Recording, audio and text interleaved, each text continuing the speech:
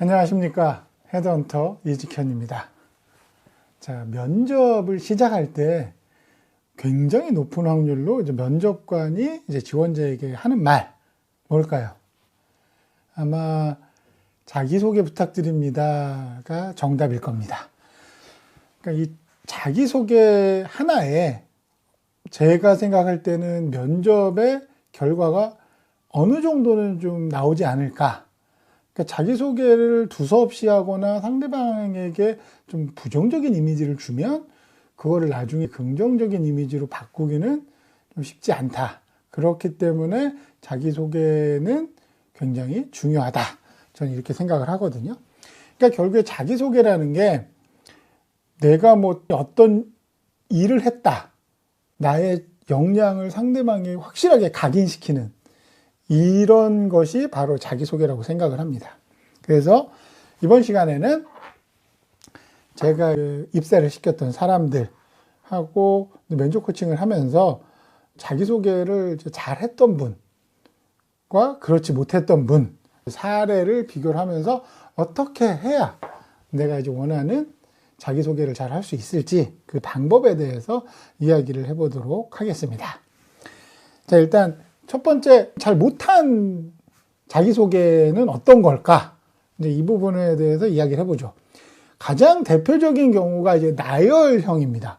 예를 들어서 어느 대학교에서 경영학을 전공했고, 어떤 회사에서 뭐 어떻게 근무했고, 그 다음 회사에서는 무엇을 했고, 뭐 성실함을 바탕으로 맡은 바 일을 끝까지 책임지는 사람입니다. 이런 식으로. 그러니까 이게 나열하는 게 뭐가 문제냐면, 일단 나열을 한다는 거는 이게 이력서에 다 있는 내용이잖아요. 그러니까 이력서에 있는 내용을 다시 한번 이 사람이 이야기를 해주는 게 이게 리마인드의 개념은 절대로 아니거든요. 듣는 사람 입장에서는 자기소개라고 한다 그러면 기대하는 바가 있단 말이죠. 그냥 이력서를 봐도 알 수 있는 거를 이 사람의 목소리로 듣고 싶은 거는 절대 아닙니다. 그러니까 좀 요약을 하고 좀 강하게 이미지를 줬으면 하는 걸 바라는 거거든요. 자기소개를 원하는 거는. 그러니까 단순히 이력서에 있는 정보를 얻기 위해서 자기소개를 요청하는 게 아니기 때문에 이렇게 나열식으로 말씀하시는 건 좀 피하셔야 됩니다. 그러면 이번엔 반대로 어떤 자기소개가 그래도 꽤 잘한 자기소개냐? 뭐 예를 들면 이런 식인 거죠. 뭐 저는 데이터로 문제를 해결하는 마케터입니다. 뭐 전 직장에서 프로모션 성과를 분석해서 뭐 캠페인 시작 시점을 뭐 조정했고 그로 인해서 뭐 매출이 얼마 증가했습니다. 뭐 이런 식으로. 그러니까 결국에 이 자기소개에 나의 직무에 대한 정체성 그리고 내가 뭔가를 잘한다고 이제 이야기를 할 거잖아요. 그거에 대한 이제 근거, 성과 이런 게 다 녹여져 있는 거죠. 그렇기 때문에 면접관 입장에서 이 사람은 어떤 일을 잘하는구나. 어떤 성과를 갖고 있구나 이렇게 딱 인식을 하고 그 다음에 면접을 진행을 하기 때문에 확실히 좀 면접을 진행하는 데도 수월하고 이 사람에 대해서 긍정적인 이미지를 갖고 면접을 진행을 하기 때문에 결과도 더 좋을 가능성이 매우 높은 거죠. 자, 그러면 자기소개는 그럼 어떤 식으로 만들어야 될까요? 가장 중요한 거는 이제 정체성 그리고 그걸 뒷받침하는 근거, 그리고 연결은 뭐 아무리 강조해도 지나치지 않으니까. 그러니까 나는 어떤 일을 하는 사람이다. 그리고 이 일을 통해서 나는 어떤 결과를 만들어냈다. 이러한 경험과 역량을 이제 면접 보는 이 회사에 가서도 나는 충분히 발휘할 수 있다. 이런 식으로 구성을 하시는 게 가장 좀 스탠다드고 좋은 자기소개라고 생각을 합니다. 그러니까 이거대로 만약에 문장을 만든다 그러면 이제 어떤 식으로 만들어야 되냐면 이제 좀 직무별로 알아보도록 하겠습니다. B2B 영업, 뭐 B2B가 아니라 뭐 B2C라도 일반적인 영업 같은 경우는 어떤 식으로 하느냐. 그러니까 저는 뭐 관계에서 기회를 만들어내는 B2B 세일즈 담당자입니다. 뭐 이전 회사에서 거래처 관리 방식을 리뉴얼해서 뭐 휴먼 고객사 몇 개 중에 뭐 몇 개를 활성화시켜서 뭐 분기의 매출을 몇 %, 뭐 예를 들면 15% 뭐 향상시켰습니다. 뭐 제가 입사하게 되면 주요 파트너십 관리에 집중해서 이런 관계 구축 경험을 통해서 매출 신장을 이루어낼 수 있습니다. 이런 식으로 말씀을 드리는 거죠. 그러니까 나는 영업을 데이터를 이용해서 하는 사람이다. 그래서 결과적으로 이런 성과를 냈다. 그걸 가지고 당신네 회사에서도 할 수 있다. 이렇게 순서대로 스토리를 잘 짤 수가 있습니다. 뭐 연구 개발, 두 번째 이제 연구 개발 같은 사례에서도 뭐 현장 데이터를 근거로 개선안을 제시하는 사람이다.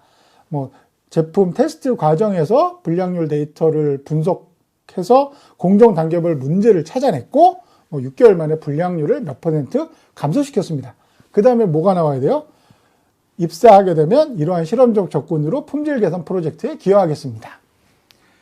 그러니까 다시 말씀드리면 내가 무슨 일을 하고 난 이거를 잘한다. 강점을 이야기를 하고 그래서 성과를 말하고 마지막에 입사 포부와도 약간은 겹치지만 그냥 내가 이런 역량을 갖고 있는 거를 당신네 회사 가서도 그대로 아니 오히려 더 성장하면서 회사에 기여할 수 있다.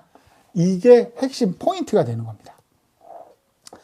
그러니까 자기소개는 이렇게 정체성 그리고 그거를 뒷받침하는 근거 그리고 새로운 회사에 가서 일하는 성과, 연결 이렇게 구조만 명확하게 이제 인지를 하고 계셔도 그러니까 자기소개라는 거는 나에 대한 소개잖아요. 그러니까 소개를 왜 하겠어요?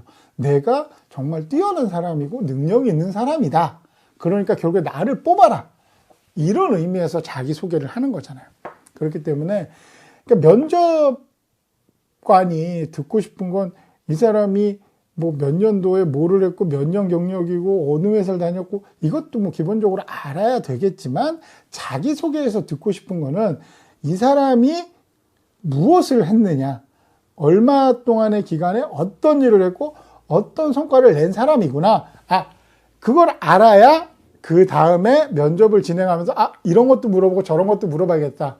이런 식으로 진행이 되거든요. 그래서 자기소개는 꽤나 중요하다고 볼 수 있습니다. 그러니까 제가 예전에 저의 거래처죠. 이제 중견 기업 쪽에 계신 마케팅 쪽 팀장분하고 이런저런 얘기를 하다가 뭐 물어봤었어요. 뭐 자기소개를 이제 예를 들면 어떤 식으로 하는 사람이 좀 기억에 남습니까? 그랬더니 그분은 하시는 얘기가 대부분 그냥 이력을 많이 이야기를 한대요. 난 어디 다녔고, 어디에서 무슨 일 했고, 이 회사에서 뭐 했고. 그러니까 쭉 이력을 이야기를 하는데, 만약에, 그러니까 나는 이런 역할을 했고, 이런 성과를 냈습니다라고 시작하는 사람은 확실히 조금 다르게 보인다고 이야기를 하더라고요. 그러니까 결국에 이제 긍정적인 효과를 준다고 보시면 되겠습니다. 회사는 솔직히 과정도 중요하겠지만 과정보단 결과잖아요. 그러니까 내가 뭐를 했다라는 것도 중요하지만 그것보다 더 중요한 것, 그러니까 이 사람을 뽑느냐 마느냐 고민을 했을 때 이 사람이 그걸 통해서 무엇을 만들어낸 사람이냐 여기에 초점을 맞춘다는 겁니다. 일단 자기소개는 길고 장황하게 이야기하실 필요가 없어요. 그렇기 때문에 나열하는, 그러니까 소위 말해서 뭐뭐뭐뭐 했다 이렇게 리스트를 쭉 이야기를 하는 거는 반드시 피해야 합니다.